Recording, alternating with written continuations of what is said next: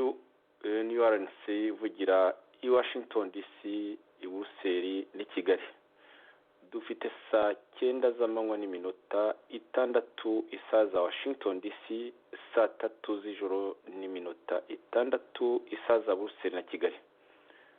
Turi kuwa gatatu tariki ya 3 Kanama umwaka w'ibihumbi 2016. Uyu ukaba ari wa mwanya ngaruka cyumweru radio yanyibagerezaho ikiganiro ku mateka ubumwe n'ubwiyunge. Inshuti za radio ihuriro muriho kutwumva mbanje kubasuhuza. Ikiganiro ku mateka ubumwe n'ubwiyunge tugiye kubagezaho kiribanda uno munsi kuri rapport Jason ku bwicanyi bwa FPR mu mwaka w'igihumbi 1994. Iki kiganiro ubundi ni cya Jonathan Musonera, nkaba najyaga mufasha nk'umunyamakuru, gusa rero ntiyabonetse, akaba mu mwanya we nishimiye kuba hamwe na Dr. Theogene Rudasingwa, umuhuzabikorwa mukuru w'ihuriro rishya New RNC. Bikaba kandi ari mahire kubera ko ino rapport Jason ari izi neza ibyayo, kuko yasohotse ari mu rwego rukomeye mu gihugu. Icyo gihe yari umunyamabanga mukuru wa FPR. Muri kumwe rero nanjye Joseph Ngarambe, nkaba ngiye gutangiza ikiganiro kuri ino rapport Jason. Dr. Theogene Rudasingwa akaza nyuma yaho, nyuma yuko ntangije icyo kiganiro gufata ijambo mu kanya. Rero mwihangane. Mbere na mbere ariko nk'uko nsanzwe mbigenza, reka mbanze nibutse ingingo nkuru z'ikiganiro radio yanyabagejeho kuwa gatatu w'icyumweru gishize. Mu cyumweru gishize twabagejejeho amateka mabi arangwa n'umuco mubi wo kudahana inkozi z'ibibi kugira ngo abarenganye bahabwe ubutabera. Ibyo bintu twabitinzeho cyane. Twarebeye hamwe ukuntu ingoma zose zagiye zirangwa n'ubwicanyi no kudahana abakoze ubwicanyi, guhera za Rucunshu kugeza magingo aya. Turebe ukuntu ukuri n'ubutabera byagiye biryamirwa, hakimikwa ikinyoma n'ubwicanyi ndengakamere, kandi iterabwoba rikaba rikomeje n'ubu ngubu rigeretseho ubugome n'agasuzuguro. By'umwihariko ubushize twagarutse kuri DMI, inkingi ya mwamba y'ubuyobozi bw'inkotanyi. Dusesengura ukuntu iyo mashini itagenewe mu by'ukuri iperereza nk'uko inyito bivuga, ko ahanini DMI yari imashini yo kunoza ibikorwa by'ubwicanyi bikurikirwa no kuzimangatanya ibimenyetso nyuma y'ubwo bwicanyi. Rapport Jason rero iratuha rwose, irashyira mu mucyo ibyo bikorwa by'ubwicanyi bya DMI byari birangizwe imbere na DMI, byitirwa nyine FPR yose, ariko byakorwaga mu by'ukuri ahanini n'imashini yayo yo kwica yitwa DMI. Twaganiye ubushize kandi tuzakomeza kugenda kutugarukaho. Rapport Jason rero ni iki? Rapport Jason mu cyongereza Jason report, cyangwa se mu gifaransa rapport Jason, ni inyito yahawe ibyahishuwe muri 1994 n'ikipe yari iyobowe na bwana Robert Jason, wakoraga icyo gihe ku kontaro y'umuyobozi w'ikigo cy'umuryango w'abibumbye gishinzwe impunzi UNHCR cyangwa se HCR mu gifaransa. Muri uwo mwaka w'igihumbi 1994 ikipe yari iyobowe n'uwo Robert Jason yasohoye raporo ihishura uburyo FPR yakoreshaga mu gutsembatsemba mu gihe cy'urugamba rwayo na nyuma imaze kurutsinda. Ibyahishuwe n'iyo raporo Jason byanyonzwe n'umuryango w'abibumbye na za leta zatungwagamo agatoki kubera inyungu za politike, ku buryo ndetse habayeho no guhakana ko iyo raporo ubwayo yabayeho. Ibyo byatumye ibyahishuwe n'ikipe ya Robert Jason bidakurikirwa, bituzuzwa na raporo yanditse, raporo finale ya nyuma nyine, kuko uwo wari umushinga wa raporo, hagombaga nyine raporo finale. Kabone n'ubwo ibyo byahishuwe n'iyo kipe byari byasakaye hanze, ibinyamakuru nyine byabishakaje. Uko kunyonga iyo raporo kwatumye ibyahishuwe bikomeza kuba impaka za ngo turwane, bamwe bavuga nyine ko itanabayeho, abandi bavuga ngo birimo ntibyumvikana ngo birakabije. Ubushakashatsi bwa Jason n'ikipe bwageze gute? Robert Jason, umunyamerika wa rwiyemezamirimo, wari umukonsultant ufite ubumenyi bwinshi cyane mu byagiye bibera mu bice birimo intambara, by'umwihariko za Mozambique na Somalia, yahawe kontaro na UNHCR, ubuyobozi bukuru bw'ikigo cy'umuryango w'abibumbye gishinzwe impunzi, asabwa gukora itohoza ku mpunzi hagamijwe gutegura abanyarwanda bari bahunze igihugu nyuma ya jenoside no gutsinda intambara kwa FPR, kubategurira nyine birumvikana gutaha mu gihugu cyabo. Mu gihe bari mwitohoza mu bice ibintu byabereyemo, uwo murwi wa Jason wari ugizwe n'abantu batatu wanzuye ko ufite gihamya yuko FPR yakoze ubwicanyi budashidikanywaho kandi buteguye neza, ikora n'iyicarubozo ku baturage b'abahutu mu duce tumwe na tumwe tw'igihugu. Iyo kipe ya Jason yoroherejwe na FPR mu ngendo zayo. FPR ikaba yari yitezeho ko inyigo ku mpunzi iyo kipe iriho ikora, iyo nyigo izayifasha mu mugambi wayo wo kwihatira gucyura impunzi. Muri izo ngendo iyo kipe ya Jason yagiye ahantu henshi mu gihugu, ivugana n'abantu benshi kurusha abandi banyamahanga uko bari barabigenje mbere, barabigerageje mbere yaho. By'umwihariko hagati y'itariki ya mbere Kanama n'iya gatanu Nzeri umwaka w'igihumbi kimwe magana cyenda mirongo icyenda na kane, ikipe ya Jason yasuye amasite, ahantu habereye ibintu, amasite 91 mu makomine 41 ku ijana na 45 zari zigize u Rwanda. Ikipe ya Jason yakoze cyane cyane mu duce twa Kibungo, Gisenyi na Butare. Iyo kipe yaje gukusanya nyuma yaho amakuru ku yandi makomine 10, inabaza abantu mu nkambi z'impunzi 9 mu bihugu bikikije u Rwanda.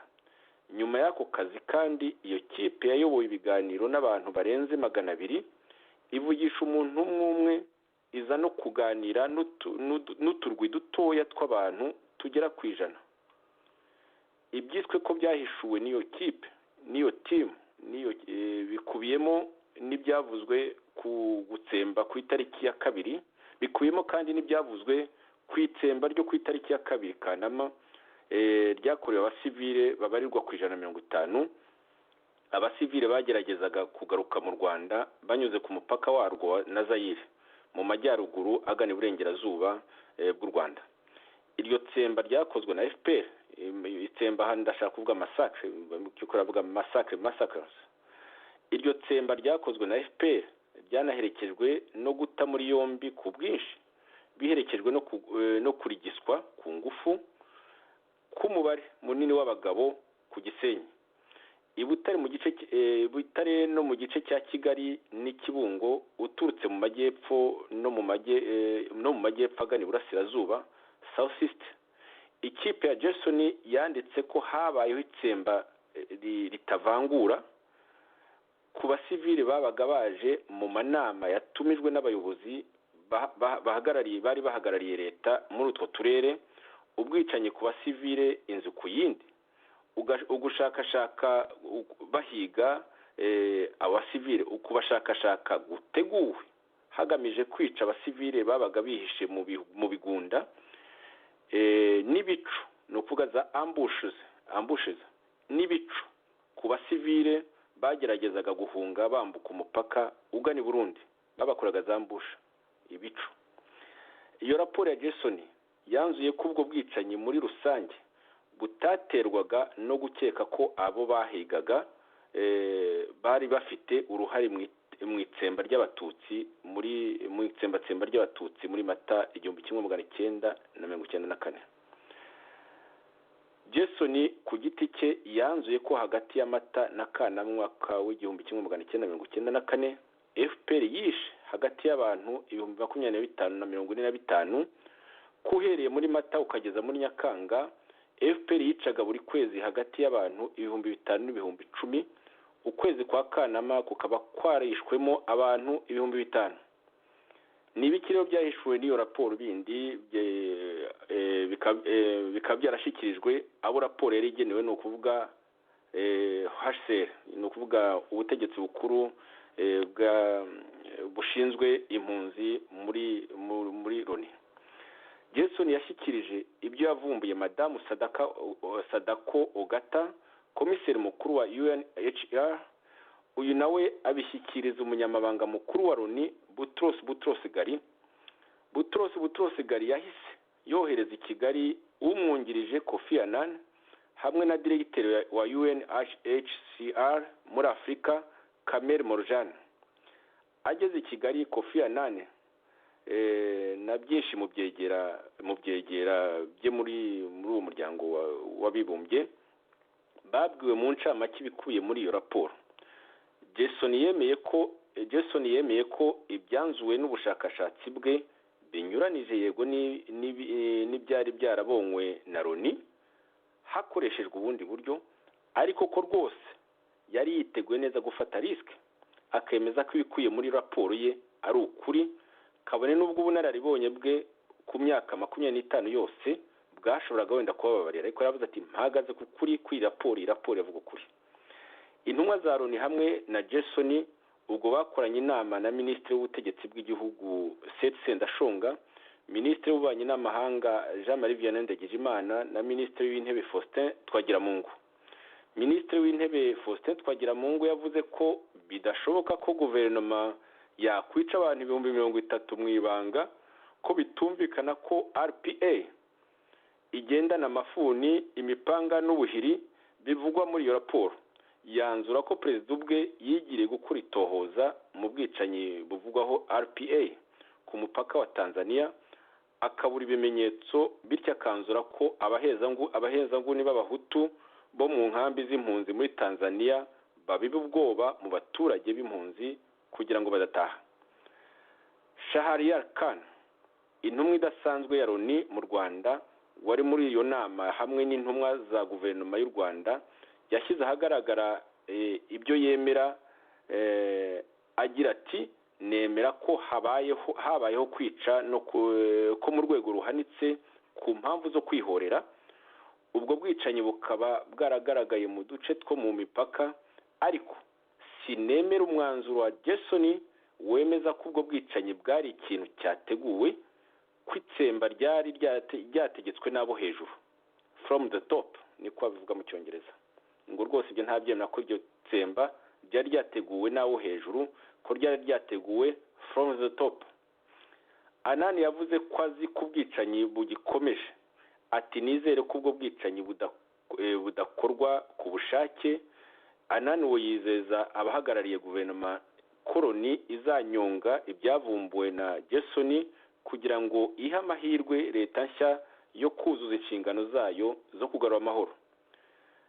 General Guy Tusignan wari ukuriye misiyo ya Loni ishinzwe gufasha u Rwanda, we ntiyari yiminwa mu kubwira abandi ba minisitiri yahuye nabo nyuma y'iyo nama. Yababwiye ko Jason agomba kuba yaravuze ukuri kandi ko ubwicanyi bugomba guhagarara. Hagati aho ikigo UNHCR cyari cyasabye ko hakorwa iyo raporo. Icyo kinyamakuru nyine cyari cyarahaye kontara uwo Jason kugira ngo kuri iyo raporo cyahagaritse ibikorwa byo kugarura impunzi mu Rwanda. Nko kuvuga rero ko iyo HCR yo yemeraga ko rwose impunzi ziramutse zigarutse zakomeza guhura n'izo ngorane, ariko rero byakiriye aho ngaho. Ibyahishuwe na raporo ya Jason byaje kunyanyagira mu itangazamakuru ry'isi, birakaza cyane guverinoma ya FPR. Impuguke mu mateka yo mu biyaga bigari Gerard Prunier yanditse ko Loni yijeje guverinoma y'u Rwanda kuzanyonga ibivugwa muri iyo raporo ya Jason, inategeka Jason bwe kutazigera ajya mu mpaka kuri ibyo bintu yavumbuye. Alison Deforge, impuguke ya HCR ya Human Rights Watch, akaba yaranatangaje iby'ingenzi byari bikubiye muri iyo raporo, Jason we ni ukuvuga Alison Deforge we rwose ajya kure, yagiye kure kurusha Gerard Prunier, nk'aho yanditse ko Jason yabwiwe ko atagomba kwandika iyo raporo kandi ko ikipe ye yose yasabwe guceceka kuryumaho ntivuge ibyo yavumbuye. Memorandum inyandiko y'amapaji 3 n'igice niyo gusa yasohotse igenewe gukoreshwa imbere muri Loni for the internal use. Muri iyo nyandiko, muri iyo memo, hakaba haravuyemwo igizwe n'amapaji 2 n'igice igenewe umuvugizi udasanzwe wa Loni mu Rwanda ushinzwe akanama karebwa n'uburenganzira bw'ikiremwa muntu, UN Human Rights Commission. Hari igihe uwo muvugizi, uwo special rapporteur, yagerageje mu kwezi kwa Mata umwaka wa 1996 kumenya birushijeho birenze ibivugwa muri ayo mapaji 2 n'igice. Uwo mu rapporteur wa komisiyo ya UN ishinzwe nyine uburenganzira bw'ikiremwa muntu yaje guhabwa igisubizo kigira kiti, we wish to inform you that the Jason report does not exist. Nguko ko nyine ubukuru muri Loni bamubwiye, turifuza kukumenyesha ko raporo Jason itabaho. Mu yandi magambo, izo mpapuro iz'amapaji 2 n'igice ibyo twakubwiyemo nibyo ngomba gufata, nta kumenya ibindi birenzeho. Jason ubwe yakomeye ku ijambo nyine yemeye, akomera ku ibanga yasabwe na Loni, ntigera avuga mu ruhame ku byo yavumbuye. Ibyo bikaba byaratumye iyo raporo ijya mu rwego rw'ibintu by'amayobera bikurura cyane amatsiko, abantu bakavuga ibi n'ibi binyuze hirya no hino. Mu mwaka w'2006 Lieutenant Colonel Thomas P. Odom wahoze ari US military attaché mu Rwanda, nyine wari attaché militaire mu Rwanda, uwo mugabo rero Thomas P. Odom yivuye inyuma mu kuvuga ko iyo raporo Jason ko itari yo mu by'ukuri nta kivuga. Yemeza ko iyo raporo itigeze ibaho, ko nta muyobozi muri Loni wigeze yemeza ibyitiriwe Jason, ko amatohoza yakurikiyeho atigeze agaragaza ibivugwa. Odom wo nguwo muri Lieutenant Colonel nyine wahoze ari attaché militaire yavuze ko mu bantu 2 bazwiho kuba inzobere mu Rwanda, ati yemwe abanditsi babiri nubaha bihambaye nka Alison Deforge na Gerard Prunier barengereye rwose baha agaciro ibyo birego. Atubwe igikorwa gifite ireme cya Alison Deforge yafashe icyo gikorwa gifite ireme cya Alison Deforge agiha ishusho y'amakabya nkuru n'amabwire yubakiye ku bantu batarabo kwizerwa, largely hyperbolic guesswork built on doubtful sources. Muri Nzeri umwaka wa 2010 website site web, urubuga rwa internet rwashyize ahagaragara ikemejwe ko ari incamake y'iyo raporo yanditswe hagamije ko ikoreshwa mu nzego z'imbere muri Loni. Incamake ngo yakomowe ku imurika rya raporo mu mvugo oral. Imurika ryakozwe na Jason ubwe hamwe n'amaraporo menshi yanditswe ku duce ikipe ye yakoreyemo itohoza. Nagira ngo inshuti mu duteze amatwi noneho, nyuma yo kubabwira mu ncamake ishobotse ibyo raporo, mpamagare Dr. Theogene, umuhuzabikorwa mukuru w'ihuriro rishya, uzi neza ibyo raporo, abasuhuze agire n'icyo nyine yongera kuri ibyo ngibyo navuze mu gutangiza kino kiganiro. Dr. Theogene Rudasingwa, ijambo ni ryawe. Joseph, mwiriwe mwana wa mama. Muraho Theo.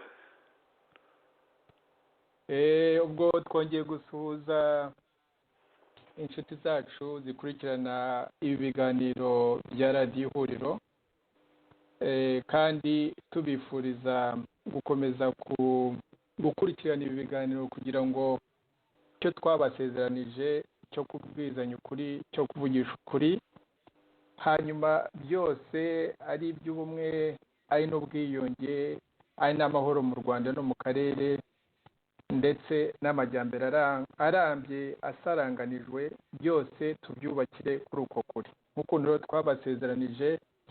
Ubwo uyu munsi nk'ukuntu umuvandimwe Joseph yabwiye, turacukumbura ibyahishwe tukabihishura. Sinzi niba no kuri radiyo Itahuka twarigeze tuganiriza abantu ku bintu bijyanye na munyihanganireho gato.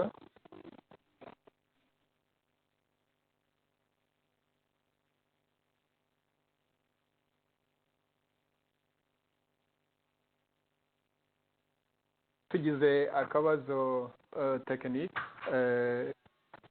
ubwo nayo nkivuga ko tugomba kuzajya ducukumbura ibyahishwe kugira ngo tubigaragarize abanyarwanda. Mu biganiro byashize nk'ukuntu Joseph yabibabwiye, nubwo atariho ubwicanyi mu Rwanda bwatangiriye, ubwicanyi bw'abari ku ngoma bwariho na mbere ya Rucunshu, ariko cyane cyane kuva Rucunshu kugeza kuri aya magingo ubwicanyi bwahawe intebe. No kubuhishira rero bikaba umwuga w'abari ku butegetsi, barushijeho mbese kwigisha ndetse no gucengeza mu banyarwanda, cyane cyane urubyiruko ariko rukunze kuyoboka ingabo cyangwa se inzego z'umutekano, barutoza kwica, toza uko bene ibyo bimenyetso bikwiriye guhishwa. Iyi raporo rero Gerson ni raporo ikomeye cyane, wenda ntituri burangize n'ikiganiro cyayo, tuzakomeza kuyisubiraho nk'uko tubararitse mu cyumweru gitaha. Tuzaganira ku byabaye Kibeho, kandi byabaye Kibeho Joseph arabizi. Icyo gihe nanone hari byinshi byonzi by'icyo gihe, kubera ko nanone muri ibyo bihe nari umunyamabanga mukuru w'umuryango wa FPR Inkotanyi. Icyumweru gikurikira dushaka kuzaganira ku bintu Loni noneho yinyaye mu isunzu, ikaba mu mwaka w'2010 yarakoze raporo iramba amapaje menshi cyane, amapaje agaragaza ubwicanyi bukabije bwabaye ku Bahutu mu gihugu cya Congo, ariko si Abanyarwanda gusa, si Abahutu gusa. Urumva hari n'Abanyekongo benshi batakaje ubuzima bwabo muri icyo gihe kubera izo ntambara z'urudaca n'ubwicanyi bwakozwe n'abasirikari ba Kagame muri icyo gihugu. Ubwo turabararitse kuri iyo gahunda ndende tuzakomeza no mu mezi ari imbere no mu myaka iri imbere. Ku bijyanye rero na Gerson report, muri make ibyo umuvandimwe Ngaramba amaze kubasomera, mu by'ukuri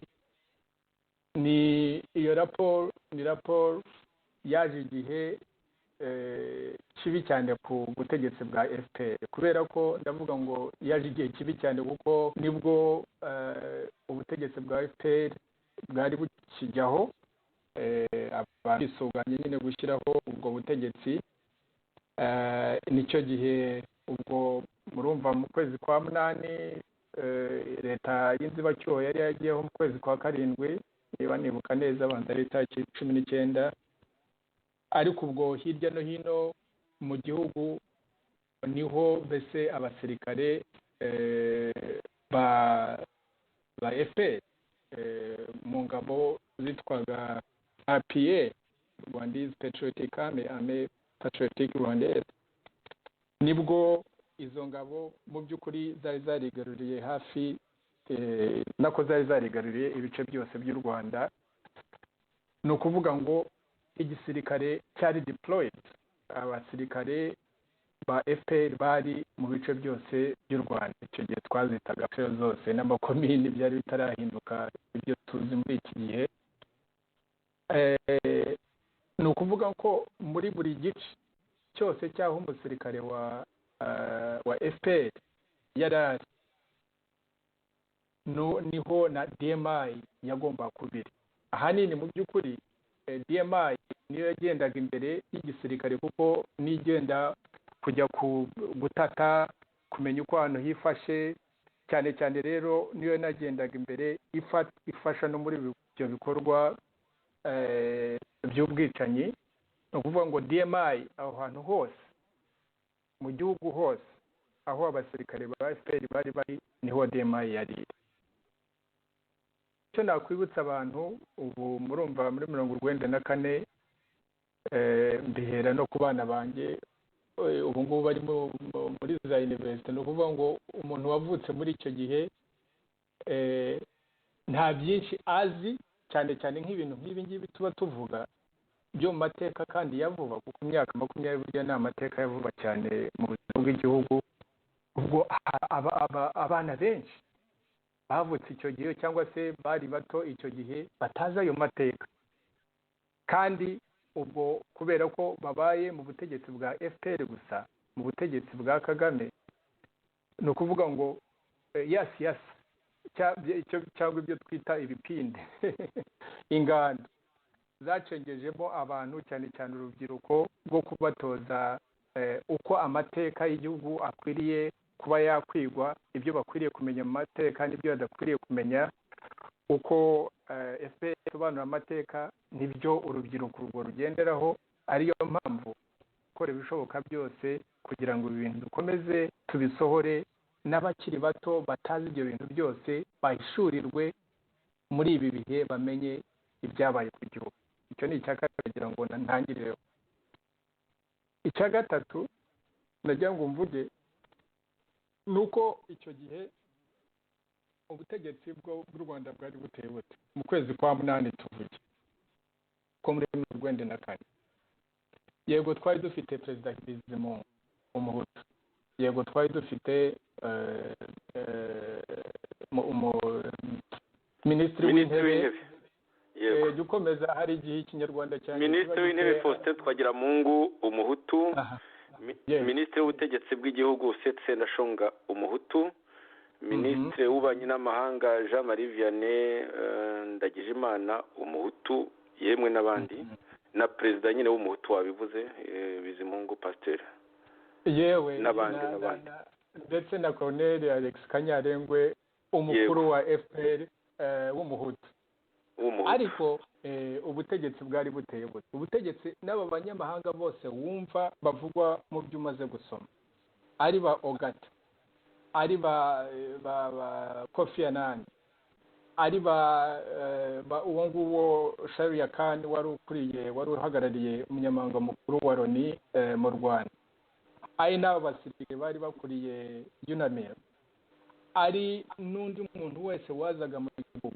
Abantu niyo bazaga bagasaba guhura na Perezida Bizimungu, bagasaba guhura na Twagiramungu, bagahura na Sendashonga na Ndagijimana, nabo umuntu wese waba ushatse yababaza. Ntabwo umunyamahanga yari gusohoka igihugu atabanje kubanza guhura nande na Kagame, kuko bazi ko Kagame muri kuri uyoboye igihugu. Urumva ariko Kagame uyoboye igihugu, igisirikare kidatanga raporo kwa Twagiramungu, kidatanga raporo kwa Bizimungu, biriyo biracikagurika, ijwi yacikagurika, sinzi aho ikibazo kiri. Reka mbe wenda ubu biragenda neza. Ubu uranyumva? Ubu ndakumva neza. Abo basirikare bose navuze bari mu gihugu muri segiteri yose, ntabwo uwo batangagaho raporo ari Twagiramungu cyangwa se Sendashonga cyangwa se Kanyarengwe cyangwa se Bizimungu perezida w'igihugu. Uwo batangagaho raporo nyinde ni Kagame. ni ukuvuga ngo ubwo bwicanyi bwose bwo Gersoni yatanze muri raporo ye, nubwo umuntu atavuga ngo Kagame niwe watanze raporo ngo buri muntu uwo bavuga muri iyo raporo ngo apfe, ariko amateka yo gukora ibikorwa nk'ibyo ngibyo yabaga yaturutse kuri nde? Yabaga yaraturutse kuri Kagame n'abasirikare be, abo ba ofisiye bari bakuriye izo ngabo, kugeza kuri unit ntoya mu gisirikare. Unit ntoya mu gisirikare bayita section cyangwa se section. Kandi abo bantu abo basirikare, ikindi cyo nari navuze ni uko umuntu agomba kumenya uruhare rwa DMI, kuko DMI niyo yabaga ari agakingi ka mwamba muri aho abasirikare bose babaga bari, muri rusange ariyo nkingi ya mwamba nyamukuru mu gihugu cyose ku bijyanye n'ibyo muri ibyo ngibyo nyine bya muri ibyo bikorwa by'ubwicanyi.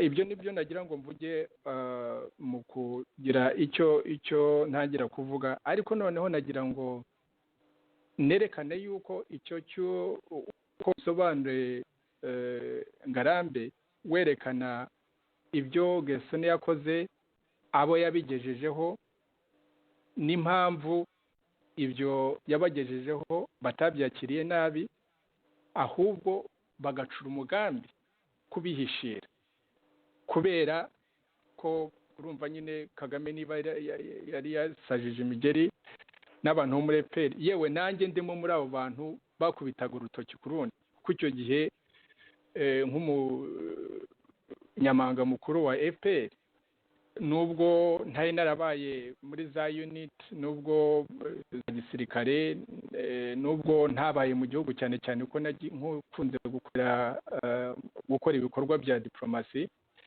nubwo muri icyo gihe nari umunyamabanga mukuru, ntazi ibyo bikorwa by'ubwicanyi hirya no hino mu gihugu.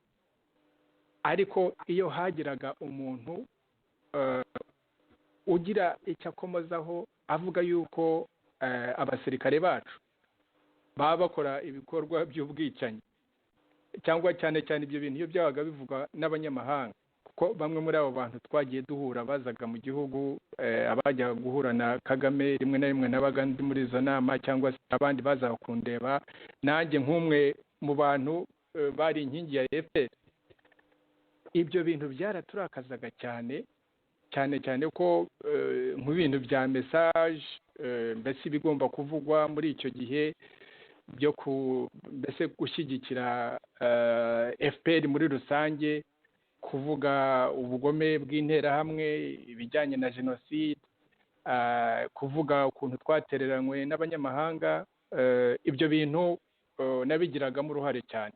Ndabyibuka muri icyo gihe byaraturakazaga cyane, n'uwo mugabo twumvaga avuga ibyo bintu bya raporo, n'iyo raporo ye bikakaza cyane, dukubita urutoki ku rundi, impamvu ashobora kutuvugaho ibintu byo, nyamara of course nubwo umuntu yabaga atazi ukuri kose, ariko Kagame n'abantu bo muri DMI n'abo basirikare bo yakoreshaga, uku kuri kose babaga bakuzi. So icyo ngicyo kintu rero cy'uburakari bwo kuvuga ngo kiba tuvuga batyo, ni kimwe mu bintu byatumaga nyine abantu b'abanyamahanga baruca bakarumira, cyane cyane ko bari baratereranye abanyarwanda, bari baratereranye abatutsi, kandi nibyo twahoraga tubabwira umunsi ku wundi ko bateranye abatutsi, kandi nibyo koko bateranye abatutsi baricwa muri jenoside. Ariko ukuri ko tugerageza kugaragaza ubu ngubu, ko Gesone yagerageza kugaragaza kirya gihe, ko na bamwe mu bantu mbese bigiraga nyoni nyinshi, wenda kuko batari banabizi, bakavuga bati ibyo bintu ntibishoboka, nta kuntu abasirikare ba FPR baba bitwaza udupfuni, bitwaza imihoro ngo bajye gukora ibintu nk'ibyo. Nyamara ababaye muri FPR nk'ibyo Musonera ajya babwira, cyangwa se n'abandi bagiye bavuga, udufuni ntabwo twahimbwe muri 1994, ntabwo twari n'utwica, twari utwo kwica abahutu gusa. Utwo dufuni dukomoka muri Uganda, aho ba Kagame n'abandi basirikare baje bayobora igisirikare mu Rwanda cya FPR. Ibintu byo kwicisha ubufuni babyigiye muri Ruwero bakiri mu ntambara ya Museveni mu Uganda.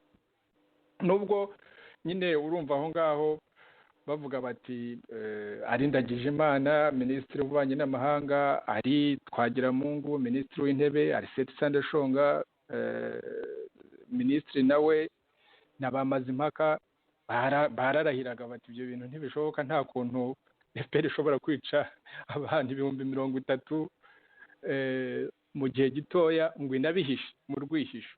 Nibyo koko bashobora kuba batari babizi, ariko bamwe muri byo ibyo baje kuzira, ubwo tuzabisubiramo mu kiganiro cy'icyumweru gitaha tuvuga ku bya Kibeho.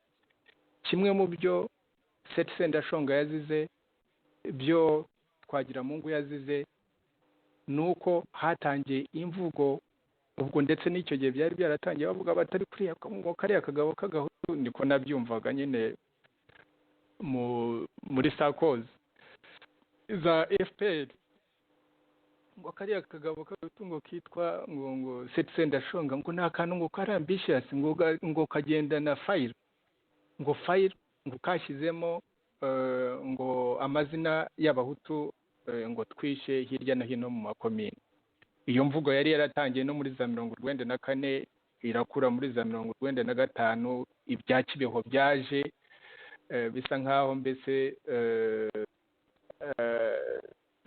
byaje mbese ari cyo kintu cya nyuma cyo banahereyeho kubwira Seth Sendashonga ndetse na Twagiramungu babashyiraho pressure ko bagomba kuvamo cyangwa se bakabirukana.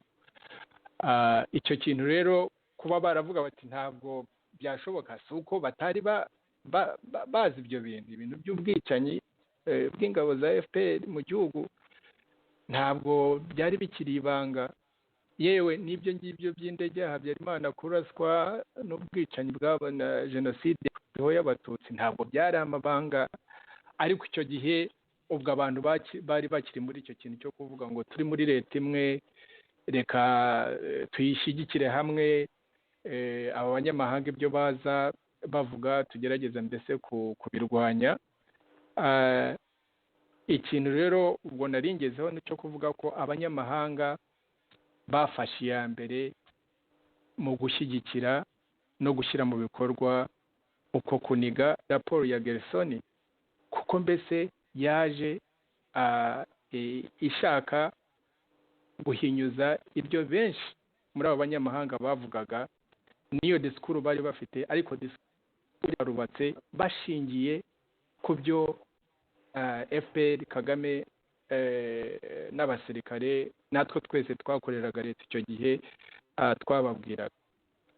Muri ibyo bintu rero byo kwereka nyine ukuntu bagerageje kuniga uko byagenze, ni nko gusubira mu byo Joseph yari amaze kuvuga bimwe kubishimangira.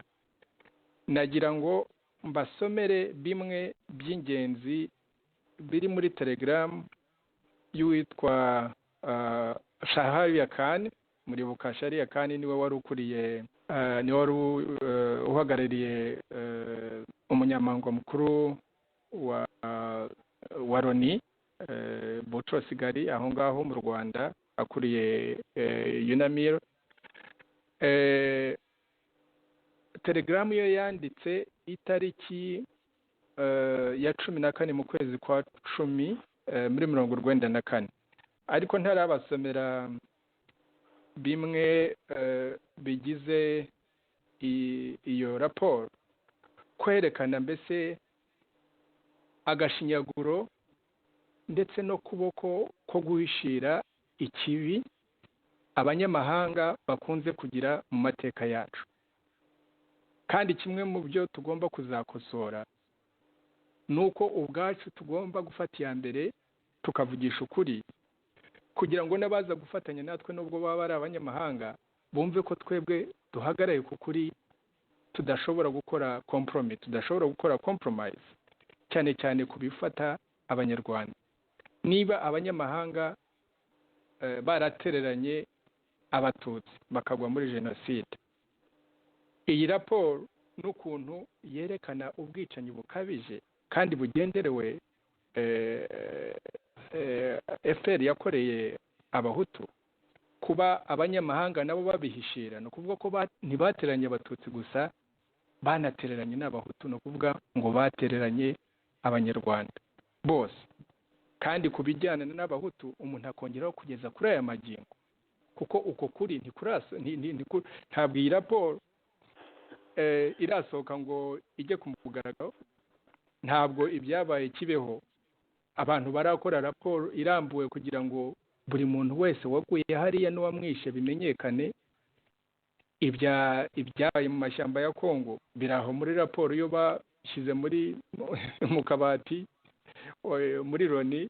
Murumva ko ibi byose ari ibibazo byakomeje kudukurikirana, ko abanyamahanga bagira uruhare bwo gukorana n'udutsiko rwishira ubwicanyi, rwishira ukuri. Reka dufate ka break, hanyuma nitugaruka ubwo ndabasomera muri make iyo telegram ya Sharia Khan y'itariki 14 mu kwezi kwa 10 muri 1994.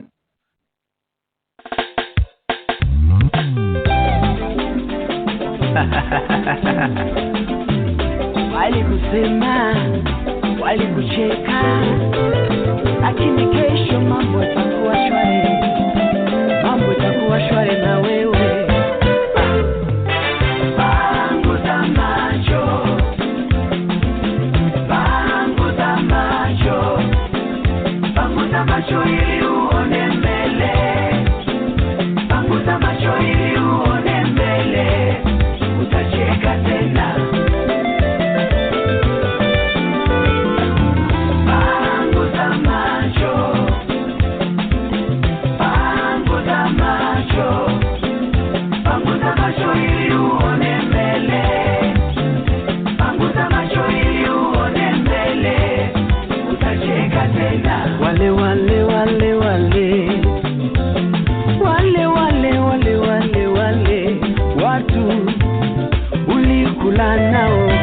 Ulicheka nao, hata kutembea ulienda nao, ulikula nao, ulicheka nao, hata kutembea ulienda nao. Unaonana nao, wako wapi? Unaonana nao, wako wapi? Walikuacha ukisuba, walikuacha ukilia, walikuacha ukiwa down. Panguza machozi usilie, you gonna make it. Kumbuka Sara alipata mtoto baada ya kuvumilia, kesho itakuwa vyema na wewe. Panguza macho, panguza macho, panguza macho ili uone mbele, panguza macho ili uone mbele, utacheka tena. Shambani yako wanakupeleka kotini, ufanye nini? Gari umenunua, sura mbaya wakapita nayo, wakutakia nini? Hata uko kazini, moto umewaka, wanataka nini? Ulidhani umepata lazizi, kumbe ilikuwa kumi, akutesea nini? Unaonana nao, wako wapi? Walikuacha ukisuba, wako wapi? Walikuacha ukilia, walikuacha ukiwa down. Panguza machozi usilie, safari bado, kilio kinaweza kuwa usiku, furaha inakuja asubuhi, wewe utacheka tena. Panguza macho, panguza macho, panguza macho ili uone mbele, panguza macho ili uone mbele, utacheka tena. Panguza macho,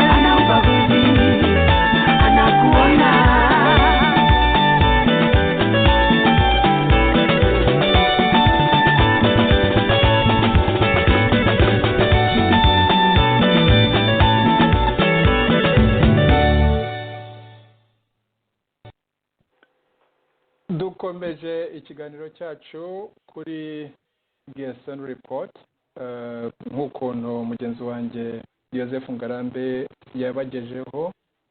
Ubwo nagira ngo ngerageze mu kinyarwanda cyanjye kiba kitanyoroheye kubasomera bimwe mu ngingo nyamukuru muri Telegram yo Sharia Khan yoherereje Kofi Annan n'undi mukozi wa Loni mukuru witwa Golding. Nibuka neza icyo Golding yakoraga muri Loni icyo gihe, ariko yari umwe mu bantu bo hejuru, mu bakozi bo hejuru mu byegera bya Boutros Ghali muri icyo gihe, ndetse kopi yayigeneye abantu babiri, sinzi icyo gihe icyo bakoraga, abari bo witwa Ghali Khan n'undi witwa Kitani, nabo ba New York. Sharia Khan yanditse rero iyi Telegram ikomoka i Kigali muri Unamir aho mbese uyu muryango w'abasirikare wari uhagarariye ngo gushakisha amahoro nyuma y'ibyabaye muri 1994. Iyo ni inkuru imeze kubera ko nta kuntu twebwe nka FPR tutarwanyije iyi Unamir twageraho tukabyemera gusa kuko abanyamahanga bakomeye ariko babishakaga, ariko twarabirwanyije cyane. Ndakunda kugera icyo mbivugaho. Nk'uko nabivuze rero, itariki 14 z'ukwa 10/1994 Sharia Khan aratangira iyo Telegram avuga ati Gerson, iyi raporo ya Gerson imaze kuba ikintu gikomeye cyane mu nzego zo hejuru, cyane cyane ko mubyibuka ko hari muri byavuzwe kuri icyo kibazo ari inyandiko hagati ya Perezida Bizimungu ndetse n'umunyamabanga mukuru wa Loni, kandi itangazamakuru rikaba ribyitayeho cyane. Iyi raporo ya Gerson yatumye mbese abagize guverinoma y'u Rwanda bagira icyo bayivugaho kandi bayinenga cyane cyane banenga Loni n'imiryango yayo, ariko cyane cyane umuryango uhanira inyungu z'impunzi UNHCR. Dore muri ibi bikurikira ndagira ngo nkugezeho bimwe mu bintu mbese biteye impungenge. Iya mbere, mu kwezi kwa 9 itariki 14 maze kuva muri Zaire, ubwo ni igihe Congo yari cyitwa Zaire, nabwiwe n'uwitwa Iqbal Riza. Ubwo icyo gihe yari umwe mu bungirije umunyamabanga mukuru ushinzwe ibintu bya peacekeeping, kuri telefone ambwira ko mu maguru mashya ya vuba nkwiriye kujya Nairobi nkajya guhura na Kofi Annan, ari ushinzwe nyine ibyo bya peacekeeping, ko babyita Joseph peacekeeping, kurinda amahoro, abashinzwe kurinda amahoro. Abashinzwe kurinda amahoro, ngo kugira ngo asobanurire mbese ibijyanye n'iyo raporo iteye impungenge cyane iva mu bantu mbese bagize bakoze iyo raporo bakomoka mbese muri HCR. Ukuriye HCR iby'impunzi nyine Mrs. Ogata yari yarohereje iyo raporo, ayohereza umunyamabanga mukuru, kandi nawe avuga ko iteye impungenge cyane, kandi avuga ko imutse igiye ahagaragara ingaruka zayo zaba mbi cyane. Itariki 15 z'ukwa 9 nagiye Nairobi nagiye mu ndege imwe na perezida Bizimungu mpura na Kofi Annan ku kibuga mbere y'uko ajya Somalia. Annan yambwiye ko yambwiye bimwe mu bigize ingingo nyamukuru za Gersony. No kuvuga rero ko ari Ogata ukuriye iby'impunzi, ari umunyamabanga mukuru wa Loni, ari Boutros Ghali na Kofi Annan, ko bari bazi by'iyo raporo ya Gersony, kandi avuga ngo biramutse bibaye ko ari ukuri, ngo ari leta y'u Rwanda ndetse na Loni byaba biri mu mazi abira, kubera ko hanze no kuvuga reka mbivuge wenda Mr. Annan ko byanengwa bikomeye, ko banengwa bikomeye. Yes, urakoze.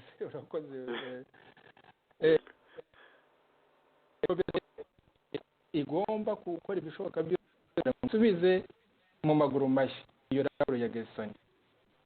Ubu ni bwo bwa mbere jewe hamwe na bagenzi banjye muri UNAMID ibi bintu bijyanye na Gersony ndetse na raporo ye, ngo kuba ngo yamaze igihe arimo gukora nkete mu gihugu atumwe na HCR hagati y'ukwezi kwa 8 n'ukwa 9, ntabwo twari tubizi.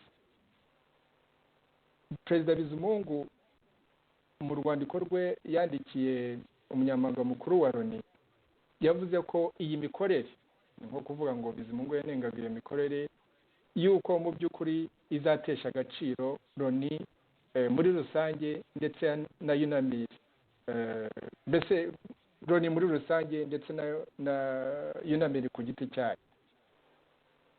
Arakomeza ati itariki 19 z'ukwa 9 Kofi Annan wa wundi twavuze ukuriye peacekeeping kandi waje no kuyobora Loni nyuma ya Boutros, Annan yageze i Kigali. Gersony ariyo wanditse iriya raporo hamwe n'uwitwa Mojane wo muri HCR, nibo baje baherekeje Annan aje Kigali. Akigera i Kigali, Gersony yatanze raporo ye, briefing, mbese yatanze briefing kuri Kofi Annan, mbese avuga ibyo babonye ndetse avuga ibyo babonye nkete yabo, icyo bayikura n'imyanzuro yazo, conclusions. Yes, imyanzuro yazo. Yego. Ngo inama yari irimo Annan, Mojane, Force Commander mukuru wari ukuriye mbese UNAMIR, wari ukuriye igisirikare General Guy Tusinya, hamwe nanjye. Urumva ibyo bihangange byose byari muri iyo nama, bumva ibyo Gersony atanga. Yavugaga ngo ibyo wenda nabisimbuka kuko aravuga ko biri mu rwandiko, ariko aravuga ati mu masaha 2 yatanze yaganirije Kofi Annan, Gersony mbese yatanze ibimenyetso bigaragaza yuko ubwicanyi bwakozwe na RPA, igisirikare cya RPF, ari ibintu byari byaratekerejweho mbere, mbese byarateguwe.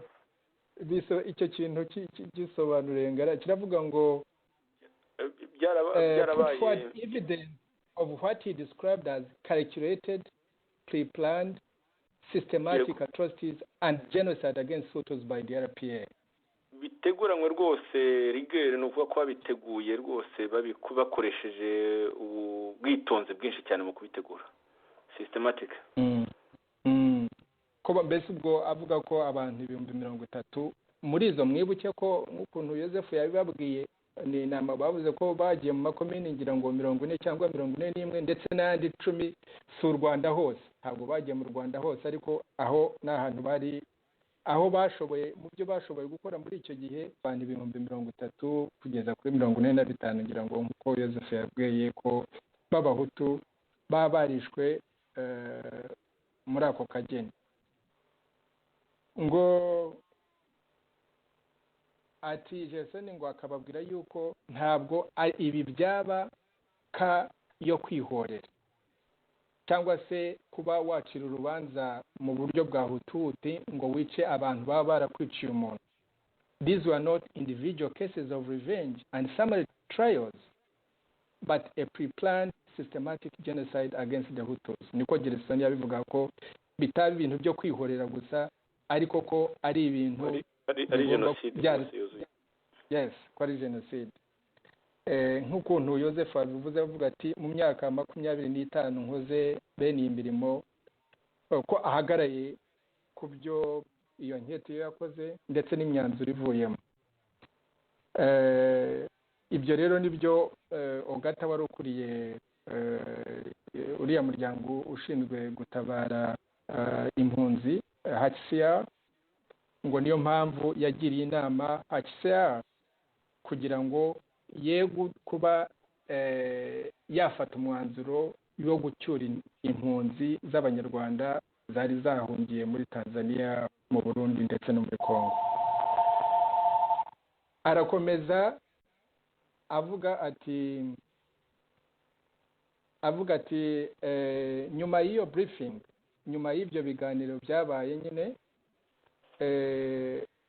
Anan aherekejwe na Gersone Mojane hamwe nanjye twagiye guhura na Minisitiri Sendashonga, Minisitiri w'ububanyi n'amahanga Jean Marie Vianney Ndagijimana se na Minisitiri w'Intebe Faustin Twagiramungu. Perezida na Vice Perezida ntabwo bari mu gihugu. Hanyuma Gersone yongera gutanga raporo ye, kuvuga muri make byari muri iyo raporo ye. Hanyuma nyine nk'ukuntu Yozefu yababwiye ari Minisitiri Sendashonga, Ndagijimana na Faustin Twagiramungu bakavuga ko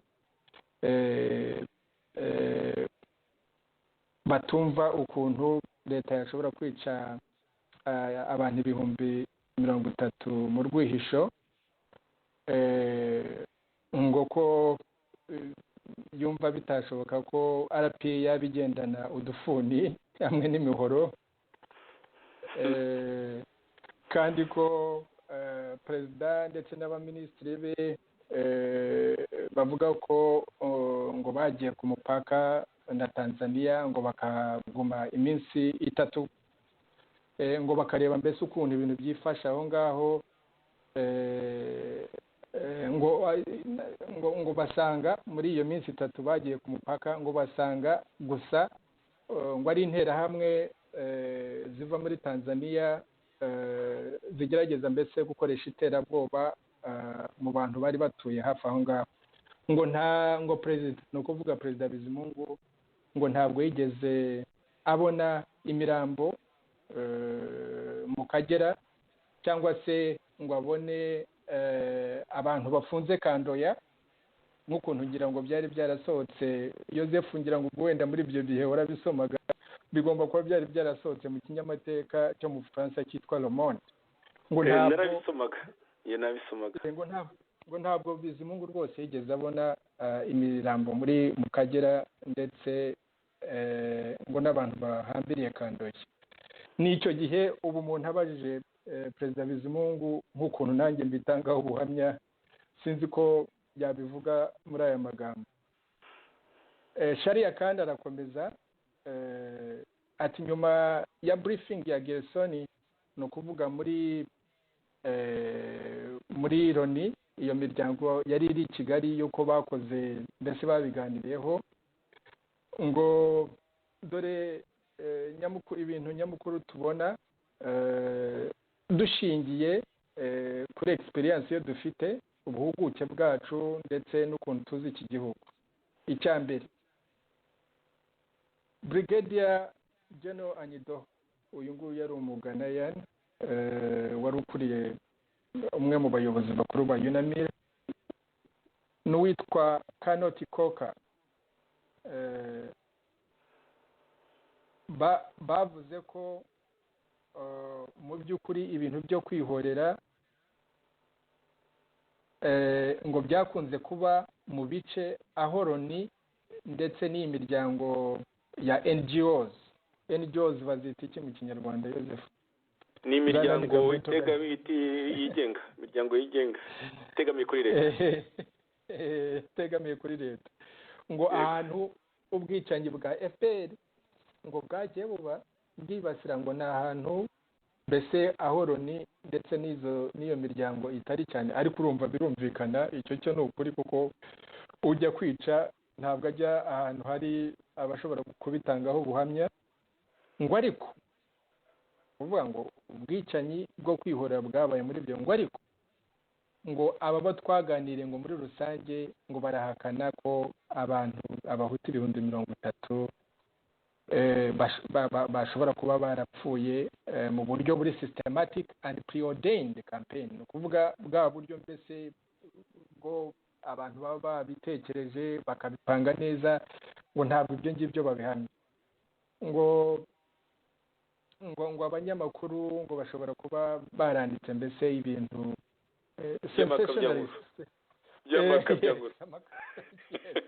amakabyankuru, ngo ariko ngo aba observers abakurikirana ibyo bintu ngo bagerageza kureba neza bagasanga mbese nta buhamya ibyo bintu bifite.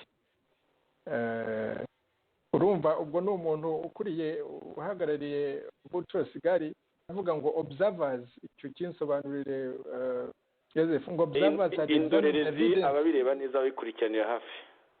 Yes. Ngo the evidence had invariably been found to be highly exaggerated and incorrect. No kuvuga ngo sukuri kandi ni ibintu birimo amakabyo cyane. Ngo they were convinced that Gerson had also been subjected to such planned and dramatized evidence. No kuvuga Gerson aho kugira ngo bite ku byo Gerson yababwiye, bavuga ahubwo ko nawe nk'ayo makabya nkuru ko nawe ariyo yashingiyeho kugira ngo yandike raporo ye. Urumva nta kintu na kimwe bigeze bahakana mu byo yanditse uretse mbese kubivuga muri ubwo buryo general. Icya kabiri ngo mu byo baganiriyeho mbese ngo aho ngaho mu bantu bari iyo miryango ya Loni yari mu gihugu, ngo Charles Petrie, aba bantu bose kandi izi raporo zose nubwo ziri ahagaragara tuzongera tujye tuzishyira ahagaragara kugira ngo muzisomere mufite akanya, kuko aba bantu bose bavuga muri izi raporo, yego nka Boutros Ghali yarapfuye, Gerson yarapfuye, ariko Gerson ibyo yanditse murabona ko ntabwo bijya bipfa. Ibyo tujya tubabwira kandi abanyarwanda bavuga neza, bavuga ngo ukuri guca muri ziko ni bushya, nubwo haca imyaka 30, imyaka 50, imyaka 100, ibi bintu baba bikiriho.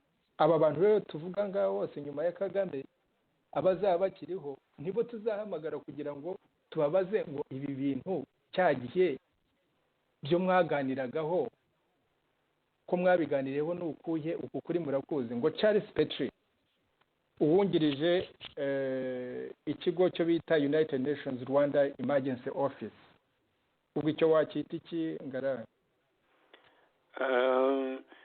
ni ikigo cy'umuryango w'abibumbye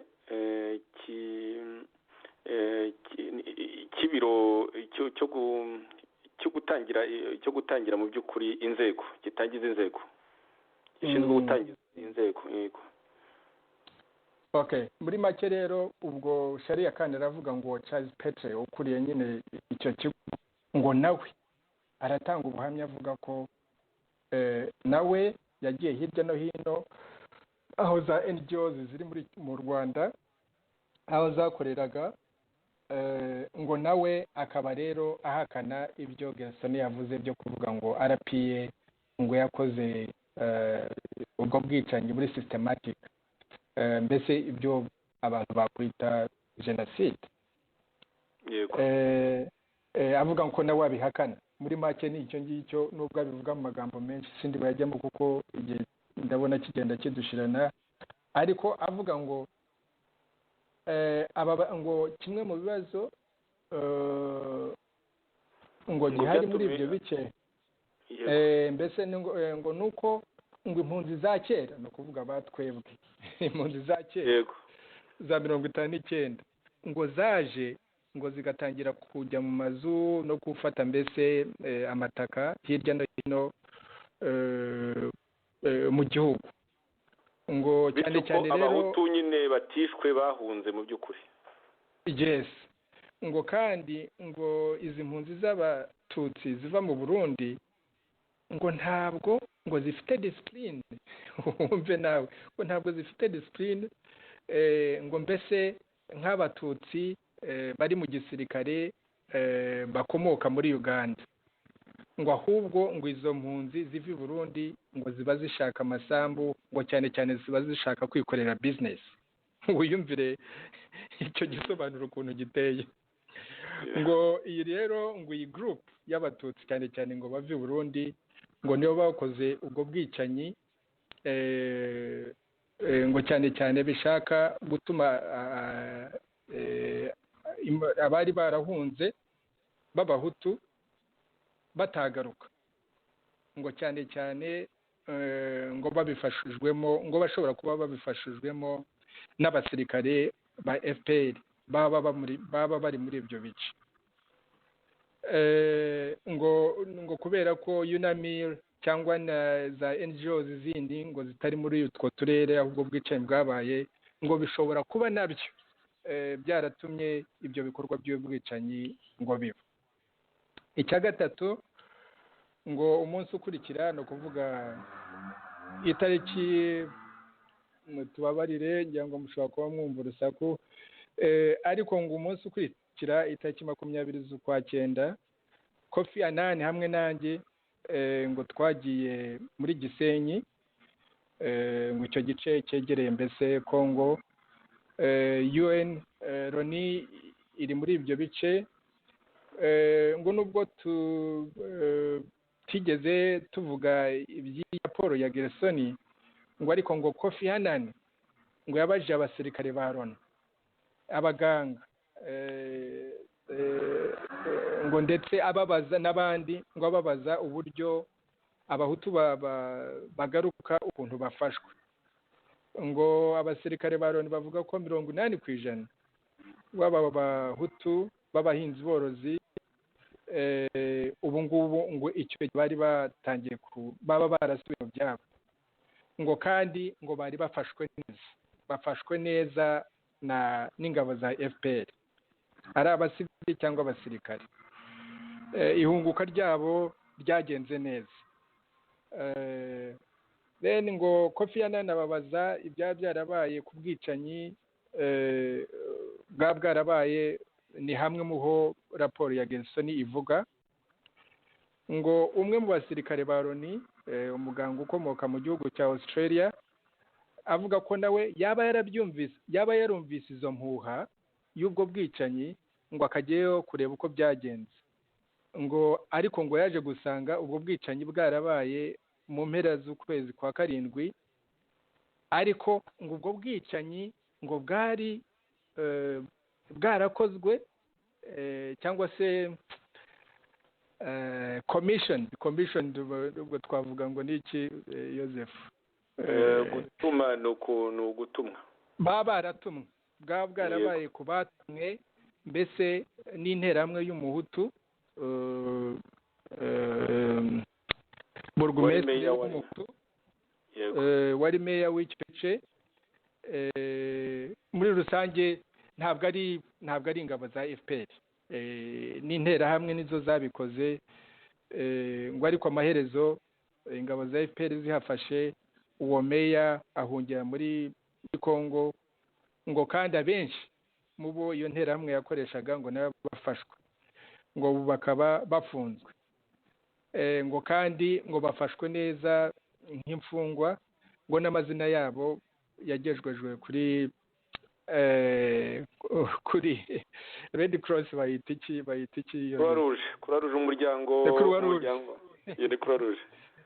Yes, irakomeza mu gice cya 7 turi hafi kurangiza mu nyihanganire.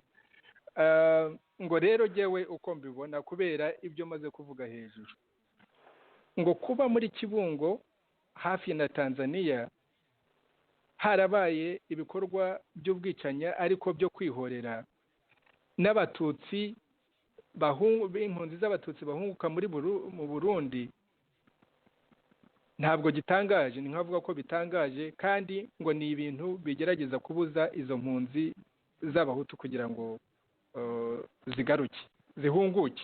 Urumva byose abihinduye ko arinda ibikorwa bikeya impunzi z'abatutsi. Ntabwo ari DMI, ntabwo ari Kagame n'agatsiko ke, ni impunzi z'abatutsi zikoresha iterabwoba kugira ngo abahutu be kugaruka ngo basubire mu byabo. Ngo birashoboka kuba ibikorwa by'ubwicanyi bishobora kuba byarakozwe, ngo hariho n'ubugambane hamwe n'abantu ku giti cyabo bo mu ngabo za RPF, ngo ariko ku rwego rwo hejuru birenze ibyo kwihorera gusa bikunze kuba ku nzego zo hasi. Kangisubiremo wenda sinzi ko nkisobanuye neza. Ngo birashoboka yuko ubu bikorwa by'ubwicanyi bishobora kuba byarakozwe birimo ubugambanyi cyangwa se kubimenya bya bamwe mu basirikare ba ofisiye bo hejuru muri RPA, ariko ibikorwa by'ubwicanyi bikaba byakozwe ku rwego rwo hasi rw'abantu ku giti cyabo. Urumva ahangaha harimo kugerageza kuvuga ko ariko ibyo ari byo byose ntabwo nemera imyanzuro ya raporo ya Gersony yuko avuganye ko ari ibintu bigomba kuba byarakozwe bigambiriye ubwo bwicanyi kandi bivuye hejuru. Muri muke niko akivuga aho ngaho. Akirukanka ibindi aravuga ko yagiye ahura n'abo ba minisitiri, yongera kubisubiramo, agenda abisubiramo cyane cyane. Mu ngingo ya 10 akavuga ngo mbere y'uko ava i Kigali mu ndege, Gersony yavuze ko ashimishijwe n'uburyo raporo ye yakiriwe. Avuga ko UNAMIR yayifashe ikayiha uburemere ikwiriye, kandi yuko leta y'u Rwanda yayakiriye neza. Urumva ubwo bagomba kuba bari bamukuriye bamukozeho iterabwoba, ngo kubera ko yari yashyizeho iriya timu mbese ikozwe na ba minisitiri kugira ngo barebe nyine ibyo bya raporo ye aho yabishingiye. Kofi Annan avuga ko iyo raporo ikwiriye gufatwa nk'amakuru, information ikwiriye mbese abantu bakwiriye gukoraho nkete, ngo ariko ikwiriye kuguma mu kabati. Iki ngiki ukinsobanurire, kuko aravuga ngo Mr. Kofi Annan's conclusion was that the report, if there was in fact a written report, should now be referred to as information which should be investigated, and that meanwhile it should stay in the folder as public airing would be sensationalizing findings and conclusions that had not been checked and or verified. Urumva Kofi Annan rero ni watanze ayo mabwiriza. Icyo ni ukuvuga muri make kuvuga ngo iyo raporo ikwiriye kufatwa nk'amakuru, ntigesohoke ngo ijye hanze, ngo kubera ko kuyisohora kwaba ari nka kwa kundi nyine tuvuga ibintu byo gukabya inkuru, yo gutuma amakabya nkuru. Yego, amakabya nkuru ngo kandi ayo makuru abantu mu by'ukuri batarayatohoza neza mu yandi magambo ni ukuvuga ko ibintu byari bitohojwe neza n'abantu babifitiye rwose ubushobozi bavuze ngo bikwiye itohoza. yes yego mu gice cya 11 ngo ariko mbese ni nko kuvuga ko birababaje banza ariko abanyarwanda bakunze cyangwa se biterwa kuko regrettable niko avuga ngo iminsi ibiri nyuma mbese izi nama zabereye i Kigali ngo itangazamakuru mpuzamahanga ngo ryatangiye kuvuga risohora kandi rivuga kuri raporo ya Gersony ngo kandi n'umuvugizi wa HCR uyu muryango utabara impunzi ngo nawe yatangiye kuvuga ku bijyanye mbese n'imyanzuro yavuye muri iyo raporo mbese mu byo ababwira abakozi ba HCR ngo nyuma Ogata uwo niwe wari ukuriye HCR ngo yandikira urwandiko Pasiteri Bizimungu Perezida Bizimungu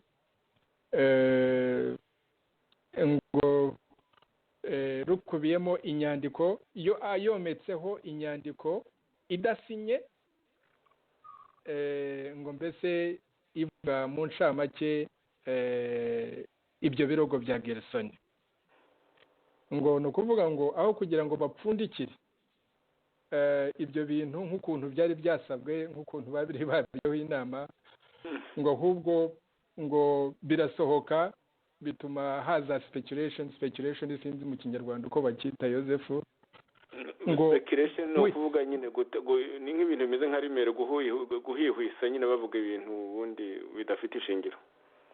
Yes ngo with predictable damaging results icyo wagisobanura uteye yose ngo ku bintu nyine byonona bivamo ibintu bishobora konona byinshi yego mu yandi magambo HCR yatengushye izindi nzego za Loni. yes avuga ati akomeza ati byarakaje leta y'u Rwanda kubera ko nyine ibintu byasohotse bikajya hanze hanyuma bikavamo mbese kurakara cyane kwa leta y'u Rwanda ko Pasiteri Bizimungu yandikiye nyine umunyamabanga mukuru wa Loni Boutros Ghali kandi ko mbese abagize guverinoma bose bababajwe nuko iyo Gersony report yasohotse ngo cyokora ngo bakavuga ko nubwo ibyo Gersony arega ko ibyo byose bashyizeho mbese iyo komite irimo abaminisitiri kugira ngo bakurikirane ibyo birego arakomeza mu bindi asoza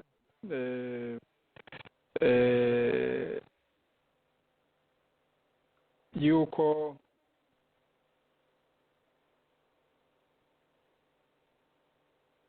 izi ahantu nacyo gifite uburemere wenda abantu bazagisubiraho avuga ati iyi myanzuro ndetse twayisangiye mbese na delegasiyo y'abanyamerika yaje hano hanyuma nyuma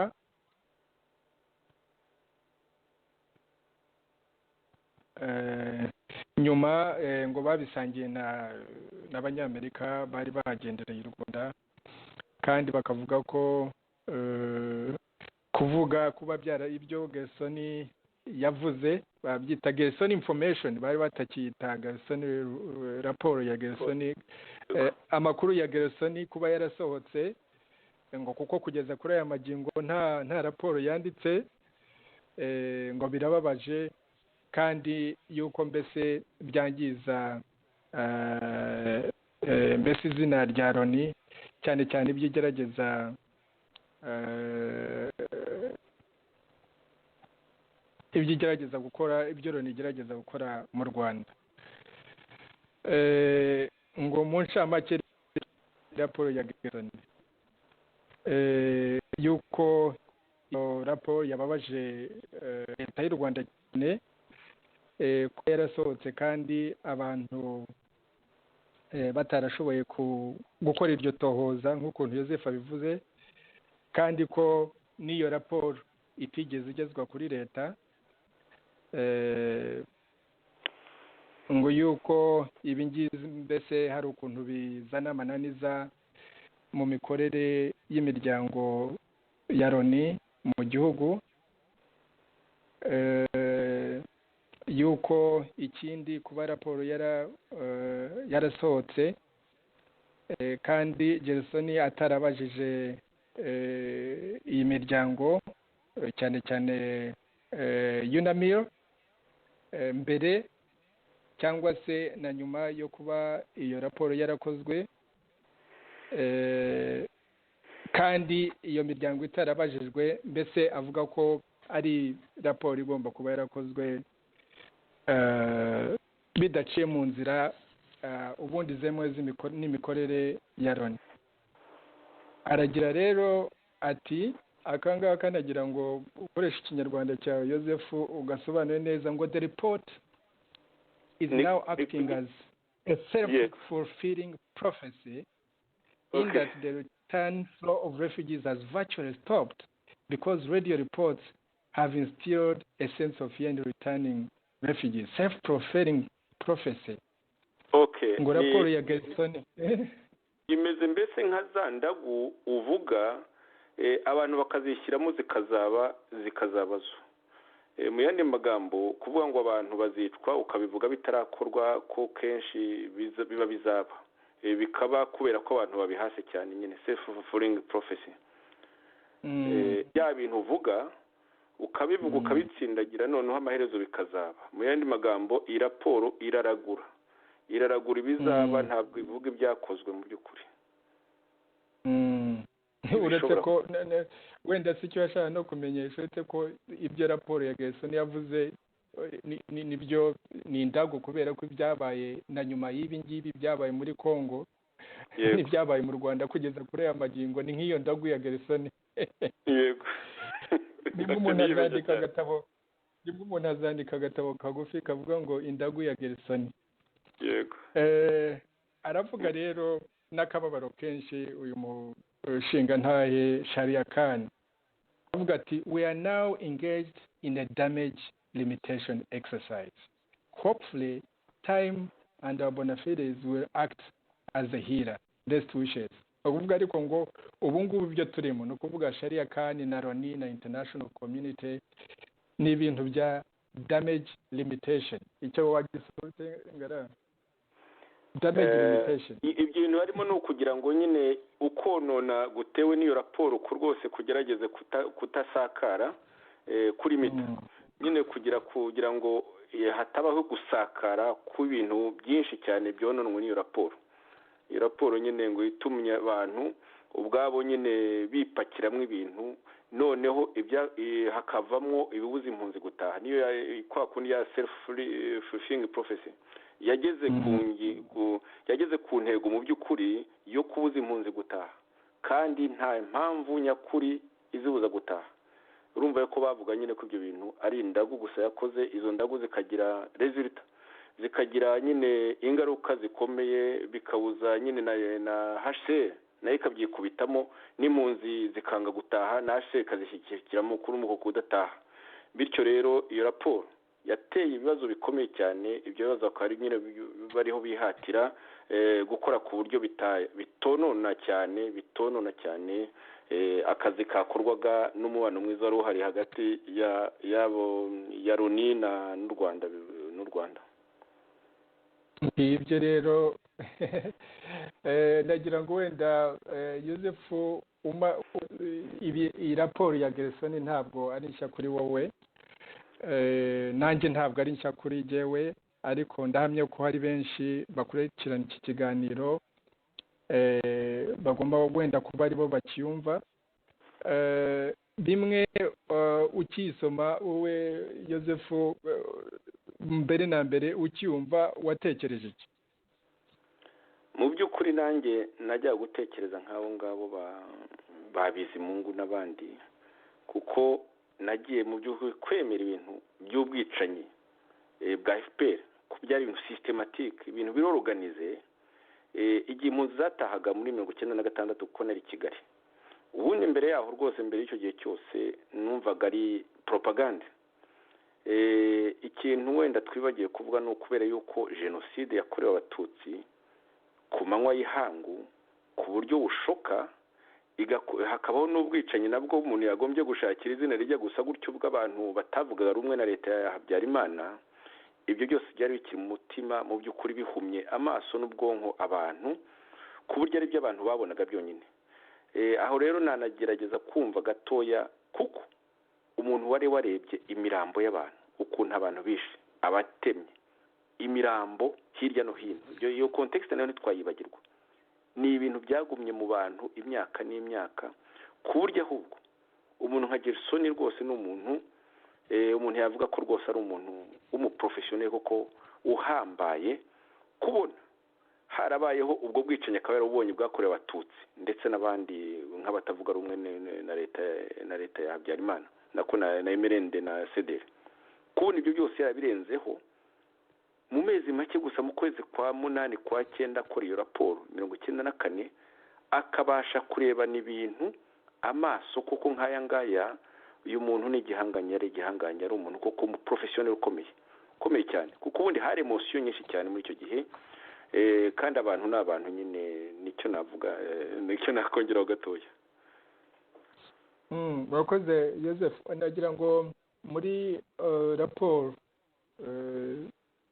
ya Gerson, nubwo bavugaga nyine ngo wowe yabivuze kanwa gusa, ntabwo bagenda ko bashaka kubifata, nyamara yanditse raporo.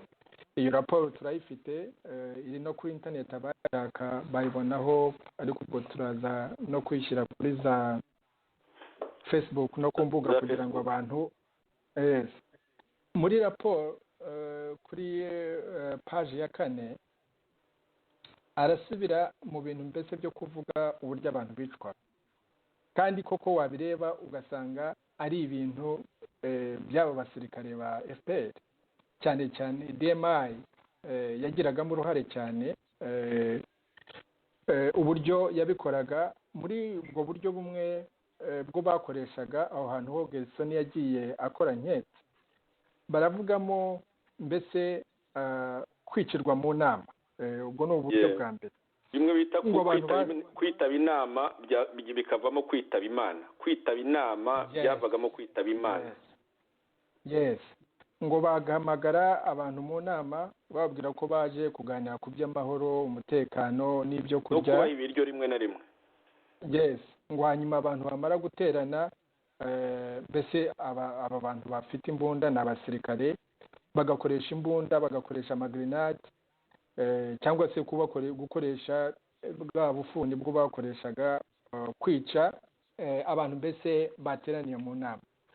Ubwa kabiri, kugenda urugo ku rundi, mbese urugo ku rundi bahiga, mbese ni nko guhiga bukware abantu mu mazu yabo. Yes. Icya gatatu, gukurikirana mbese aho abantu babaga bihishe mu bigunda, cyane cyane mu bigunda, mu bishanga, mu ntoki, aho hantu hose bakoreshaga. Kandi ibyo nabyo ngira ngo muzi ko hari za raporo zagiye zandikwa zerekanaga ukuntu mbese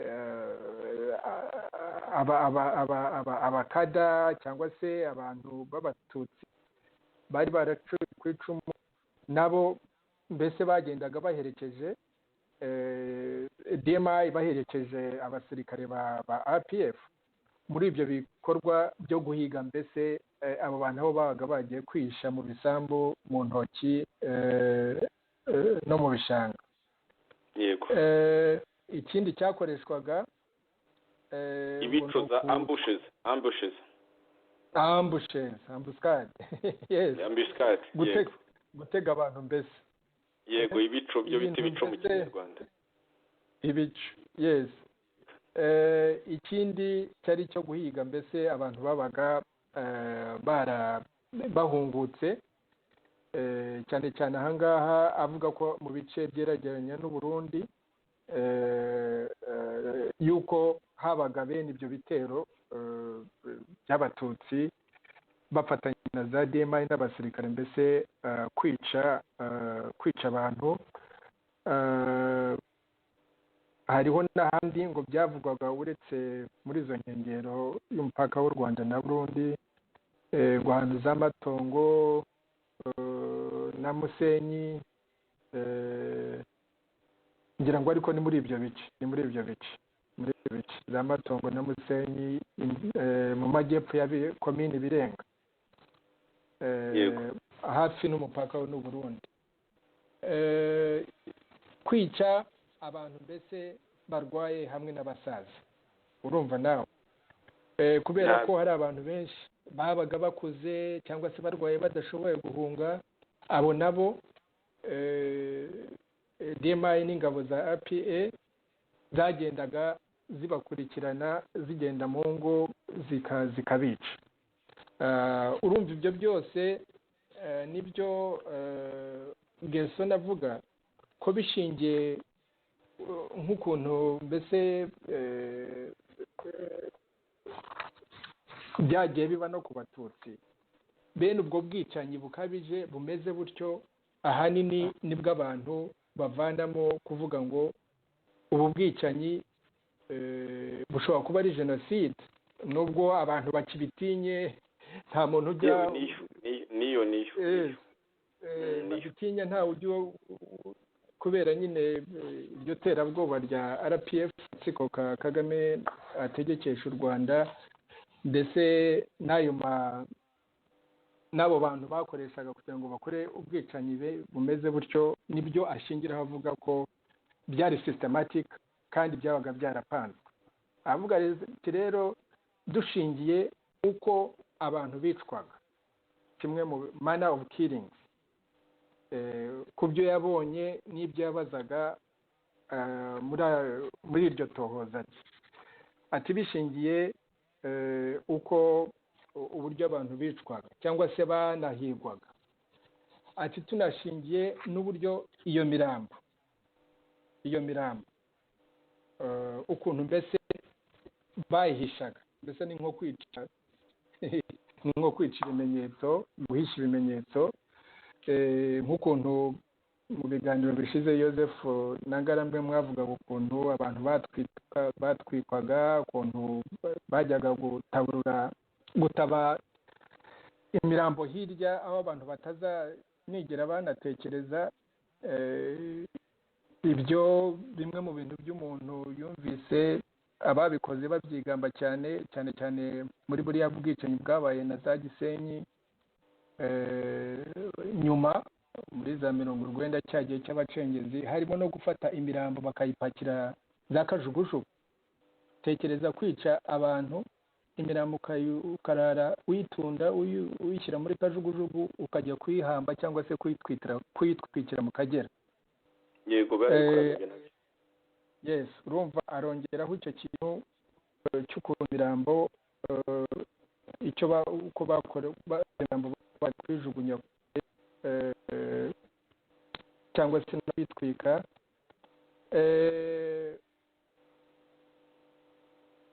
Ikindi akongeraho nyine n'imibare, iyi mibare yo wiza kuvuga ko bishoboka ko hafi 5,000 n'ibihumbi 10 by'abahutu bicwaga buri kwezi. Ibi byose nibyo ashyira hamwe nyine akavuga ko ubu bwicanyi mu by'ukuri umuntu atashidikanya ko abantu babaga bakoze babigendereye kandi babipanze. Ngibyo rero ibi byo ni za raporo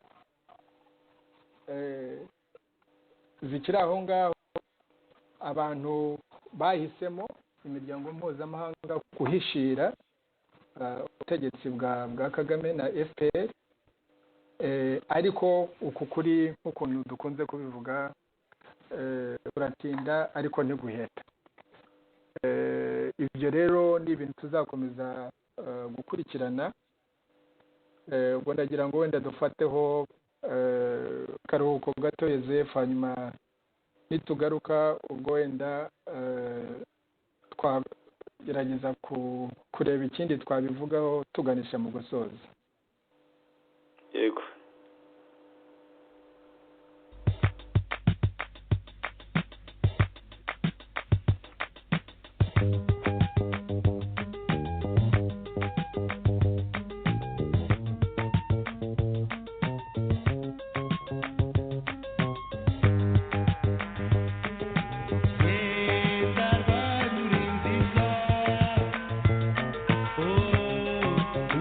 Come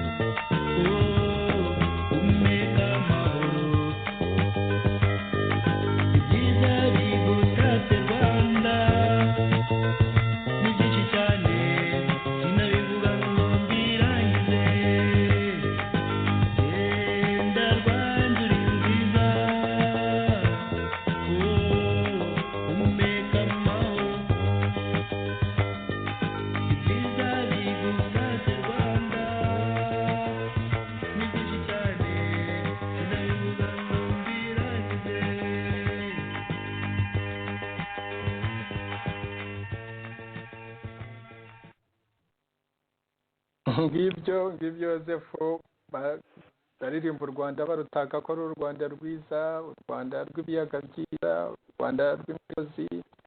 Ariko muri iki bihe tumaze iminsi tuganira kandi tuzakomeza kuganira, imitima y'abanyarwanda inangiye cyane iri mu bwicanyi bukabije yakomeje kuranga abanyarwanda mu bihe uko byagiye bisimburana, ubutegetsi bwagiye busimburana. Impamvu dukora kandi tuzahora tubisubiraho ni uko twebwe twiyemeje gufata iya mbere ko ibi bintu tuzabihagarika kandi tukabihagarika burundu. Iyo ndirimbo rero ni nziza kuko u Rwanda rwo uko ruteye, u Rwanda rw'Imana yaduhaye, u Rwanda uko twarusanze, turaza tukarusiga. Rwo ni rwiza ariko birakenewe yuko tugomba kubaka u Rwanda rushingiye ku nyungu z'umunyarwanda, ku buzima bw'umunyarwanda, ubuzima bw'umunyarwanda uwo ari we wese ko budakwiriye kuvogerwa, nk'ukuntu agaciro kabwo kahinduwe ubusa, ku buryo wavuga ngo inyamaswa z'iwacu mu Rwanda mu by'ukuri ntabwo zihirwa ngo zicwe nk'ibi ngibi tumaze gusoma muri iyi raporo, cyangwa se byabaye byibasiye abahutu, ibyibasiye abatutsi kuva muri za 59, aricyo gihe dukunze gusubiraho.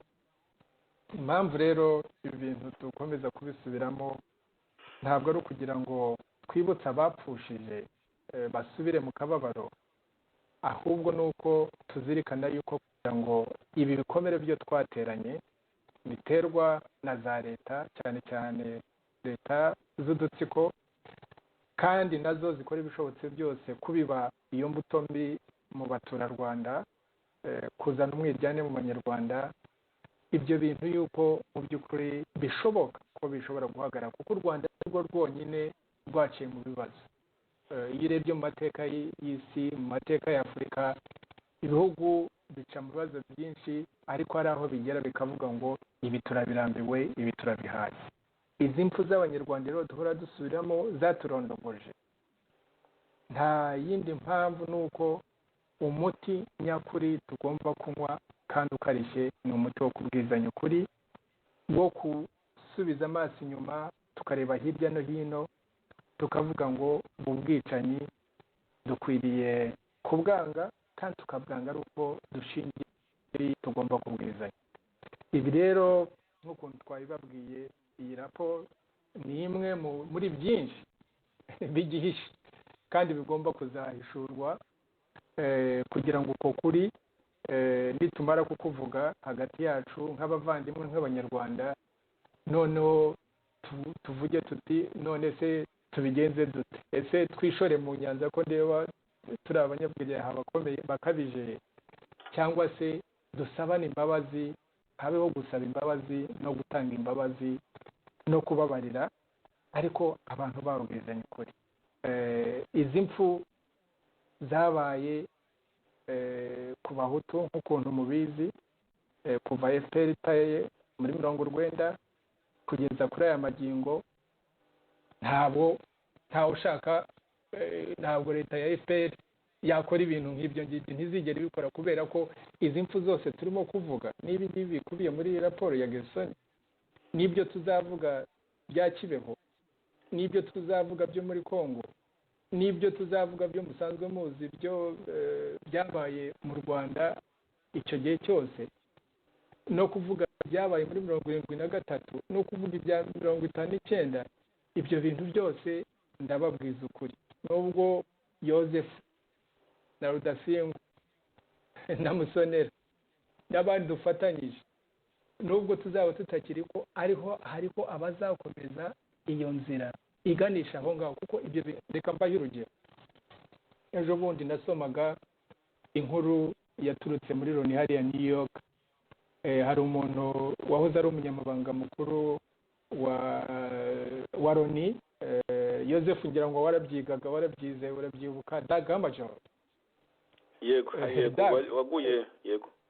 waguye muri Kongo, ajya za Zambia, yaragiye muri Zambia, bavuga ko ashobora kuba yarishwe, indege yararashwe, ibyo bintu byabaye muri za 60, ariko ubu ngubu uyu Ban Ki-moon n'abandi bakomeje kuvuza induru ko nyamuneka uwo muntu ashobora kuba yarahohotewe n'abantu bamwishe. Hari abavuga muri ibyo bikorwa, harimo leta icyo gihe yatekaga Afurika y'Epfo, harimo ababiligi batamushakaga ndetse n'aba bamaneko bari bakarishye muri ibyo bihe, ariko ubu ngubu akaba asabwa yuko agomba gushyiraho mbese komite igomba mbese kongera kureba ese Daga Major adashobora kuba yarazize iki. Tekereza umuntu wapfuye muri 60, muri za 60.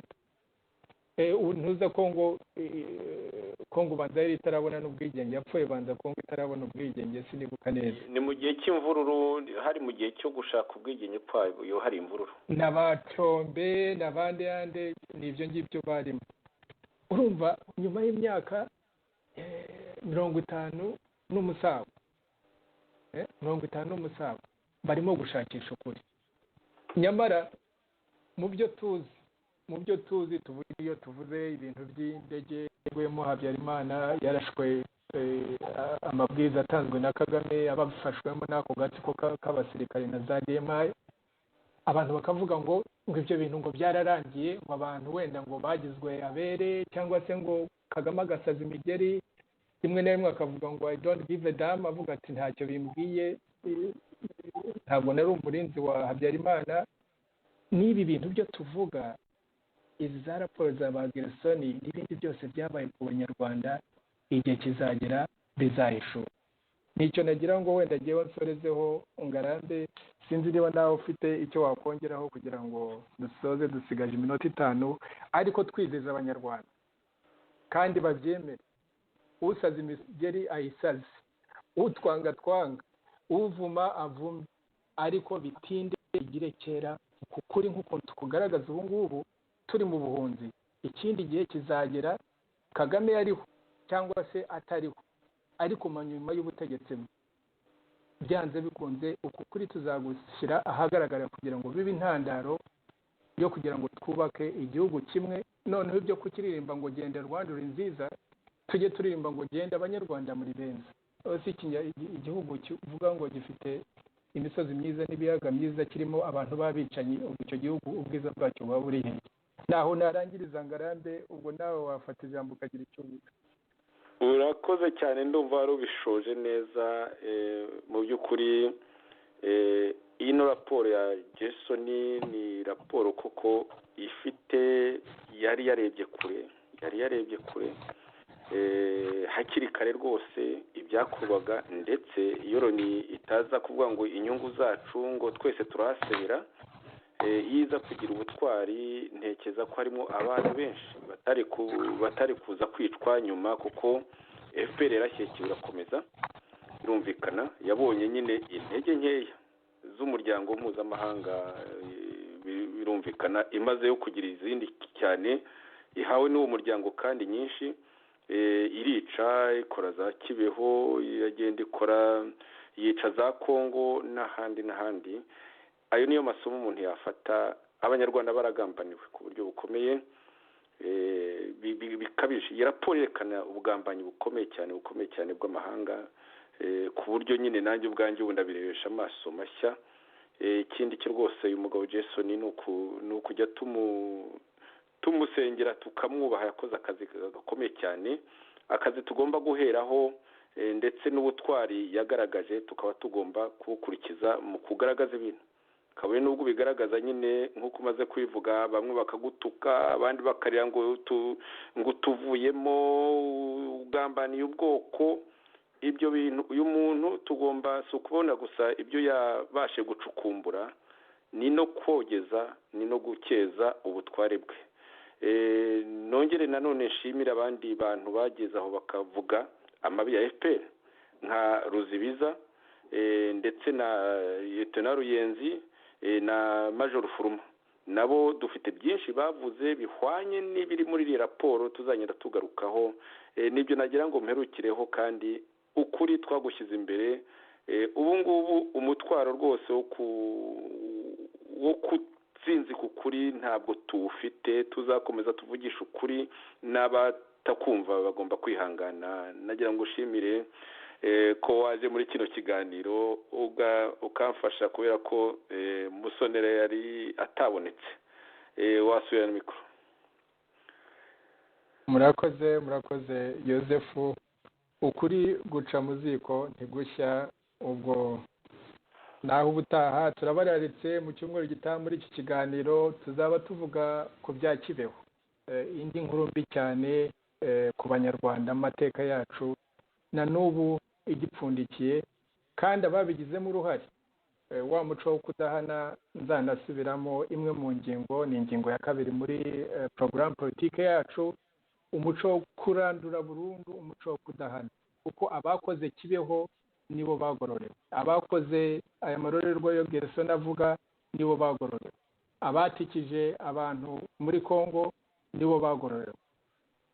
Kandi uretse abica, nagira ngo tunibutse yuko umuco wo kudahana natwe, uretse abari muri leta, natwe sosiyete y'abanyarwanda iratureba. Nibyo Yosefu amaze iminsi ababwira yuko abicwa nabo bagera aho bakaruca bakarumira, bakumva bakwiriye kubaho muri bwene ubwo buryo. Ibyo rero turabyanze, ntabwo tuzigera tubyemera, kandi tuzahora duharanira ubuzima bw'abanyarwanda igihe icyo ari cyo cyose. Murakoze rero, ubwo naho ubutaha inshuti muduteze amatwi.